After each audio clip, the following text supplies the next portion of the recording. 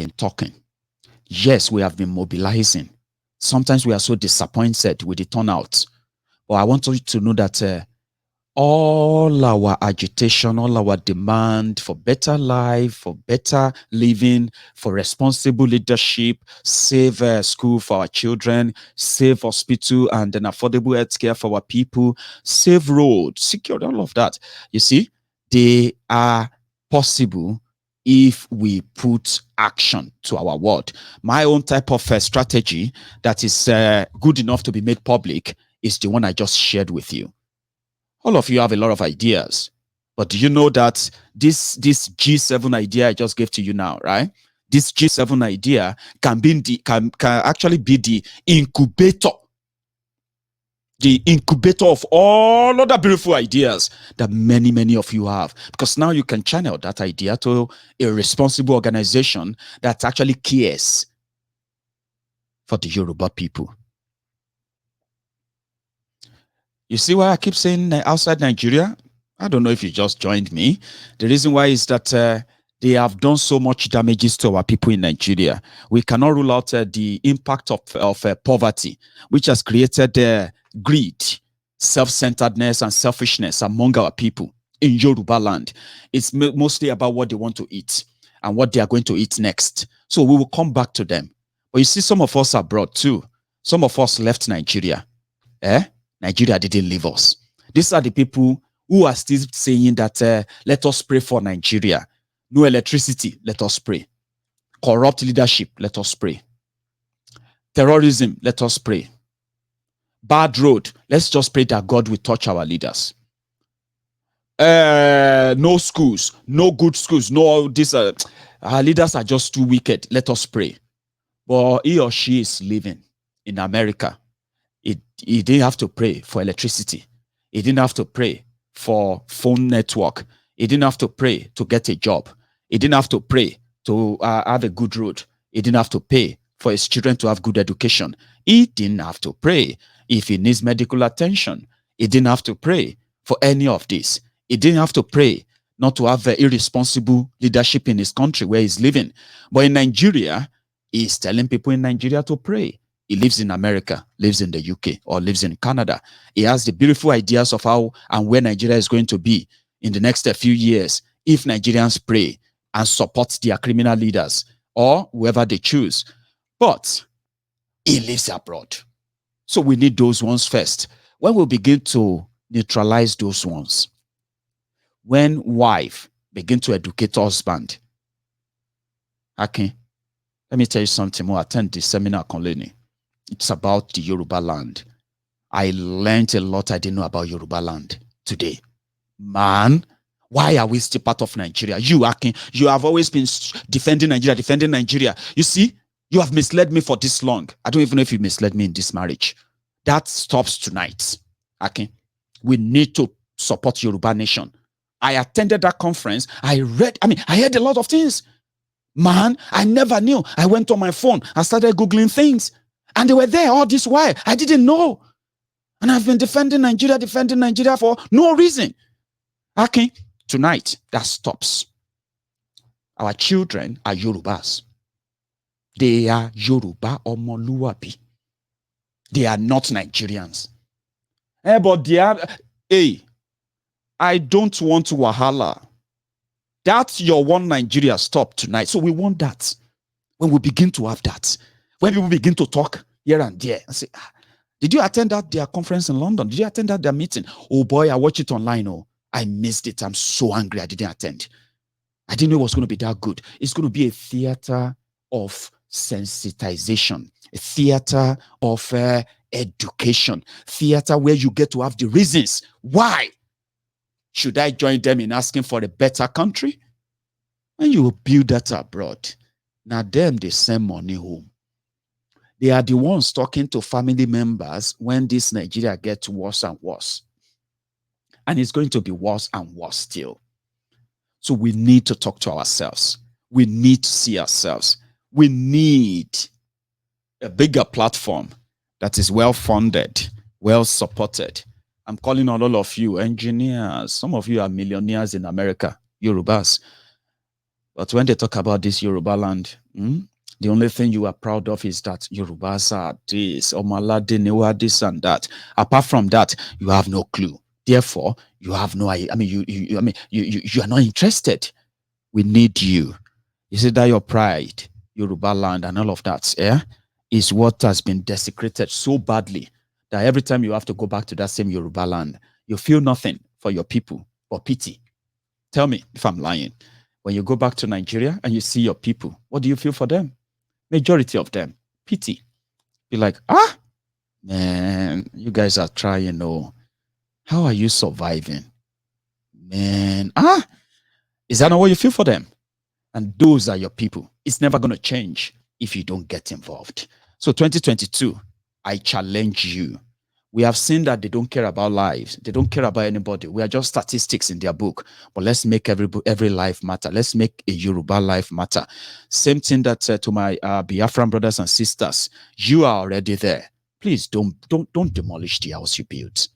Don't let whatever differences or misunderstandings that has created so much, what do you call it, storm in the teacup, because I call it storm in the teacup. Whatever it is going on in IPOB right now, once Mazi Nnamdi Kanu is out, you know it now, that will disappear, But again, you have something that is there. It's not perfect. There's no perfect human being anywhere, right?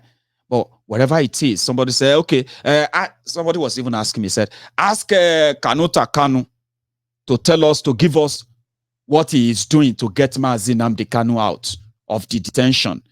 I don't know how much grown-ups really get emotionally misled that way, okay? Right? Maiyegun, we want our leader to be released. I said, of course, everybody wants him to be released. Ask Kanuta Kanu what he is doing to get our leader out. I said, what do you want Kanuta Kanu to do? Break the prison. Go like Shinorambo and join DSS and take Nnamdi Kanu. There's a legal team there, right? There is a legal team.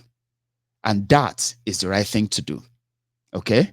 But you are dealing with a monstrous criminal. Even, you see, let me say this. Normally, the legal team that is handling the case of Mazi Nnamdi Kanu, handling the case of all those people accused of being IPOB members, some of them, you don't know them. You don't even know their names. But since they say they are arresting Biafrans, and since that suits your emotional apology or emotional bias, and they are arresting our people, you don't even know their names. You get what I mean now? But there are people who are always going there to bail them. There are people who are always going to the court, who are discovering them, getting them out. That is the work of the likes of Kanuta and the rest of them, for those who genuinely working to get Mazi out. Nobody's going to break in there. Nobody's going to drag Buhari by Agbada and give him slap. I say, yeah, Buhari, oh yeah, let's go. Release Mazi Nnamdi Kanu. It is all barbaric and stupid for any of you to actually feel like somebody has something to do to get Nnamdi Kanu out, but they are not doing it. And then you hate them for it. Some of you are older people. It's unfortunate. It's what we read on social media most of the time. You get what I mean now? But this is it. Nobody is going to break into anywhere to get him out. You can't. If anybody tells you that I'm doing this, I'm going to go and talk to North Korea. I remember somebody said they are talking to North Korea.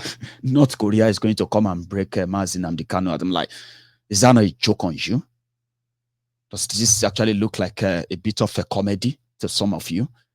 But if you do read some of this ignorant lot, they said a lot. And they hate people for not doing what they want them to do.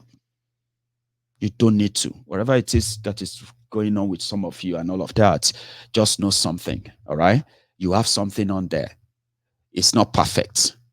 Don't ruin it. Don't break it. Don't destroy it when you don't have anything to replace it. And if you rely on social media ranting, if you rely, it's even me, I am tired. There was a time I got tired of complaining and complaining. You know what I did? I mobilized people and I started a political party. I've told you the stories a million times. Abi, it's my CV. If they say, Maiyegun, give us your CV, this is my CV. I don't just talk. I also act. Most of the time I had to experiment. So I started a political party. I got people registered to run for offices. They got registered. They got put up there in INEC.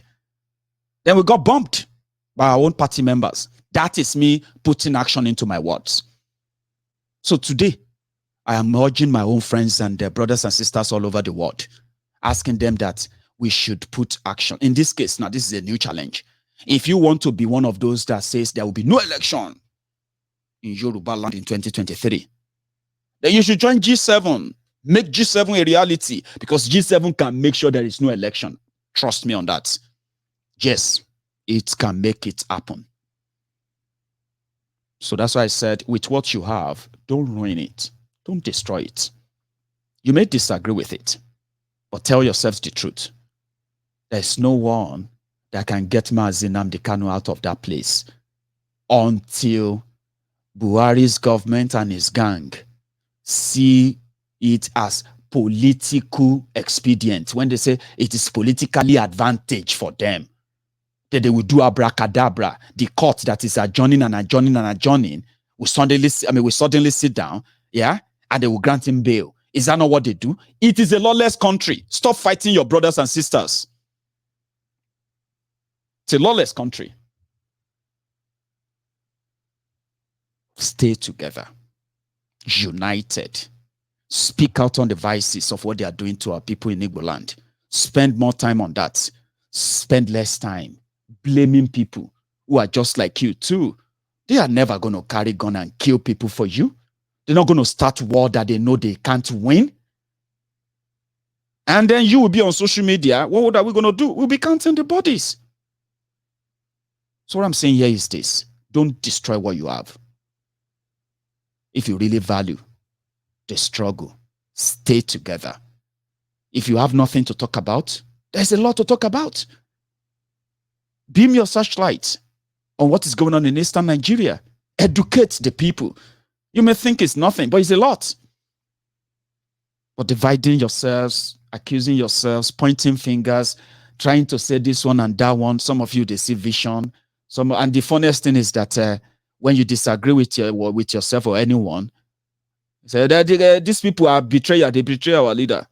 And the other person says, who betrayed your leader? Shut up your mouth. You are just a Fulani bastard. You are just a DSS paid agent. You can't even think. It's like the same line. It seems like a dumb assholes that can't think. They can't have conversation. They point fingers, victimhood. They point fingers, even if it doesn't make any sense. So pay attention to the injustice they are meting on your people. Point and name names.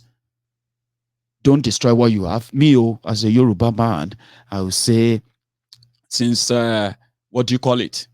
Since you have something fighting there for you. People who actually go to court. People who actually put in proceedings, asking the government to either release Nnamdi Kanu or bring him to court and then bring your charges. That is something. If you ask that, who are those who are trying to get Nnamdi Kanu out? Those are the people who are trying to get Nnamdi Kanu out.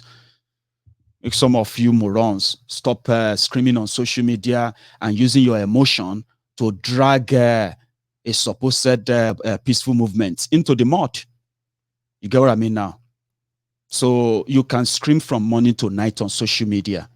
It won't get Nnamdi Kanu out. You see, those who are actually putting the pressure on, they are those who go out there, who mobilize, who protest, who write the petition, those who go to that court, those who sue Nigeria. Do all those actions are called real pressure. It's not the one you are all accusing yourselves like idiots on social media. Don't like me for this, because I have actually wanted to say that to your faces. Okay? 2022 is coming, and I hope you will use your energy to talk more about the injustice they are meting on you. Unite your people through that. Don't divide them through the nonsense finger pointing action on social media. It's for your own interest, because I believe one thing. When Nnamdi Kanu come out, all of this will disappear. And I just pray that before Nnamdi Kanu comes out, they will not turn out and say Nnamdi Kanu's wife is also a betrayer. They have already said that his brother is a betrayer. How do you even feel? Some of you, how do you feel making such outrageous accusation and you feel good within yourselves? It's ridiculous and shameful. You should be ashamed of yourselves. Say that back to me as well, because I've seen worse, and I've actually read worse you've said to yourselves out there. But the point is this: when Nnamdi Kanu finally comes out, all of this will disappear. But the damages you will do by then, God help you. I'll open my line, and I won't mind if you do have something to say. You can say it to my face. You can call in. The number is on your screen. I'm going to take a tea break. And when I get back, we'll continue. Bear with me.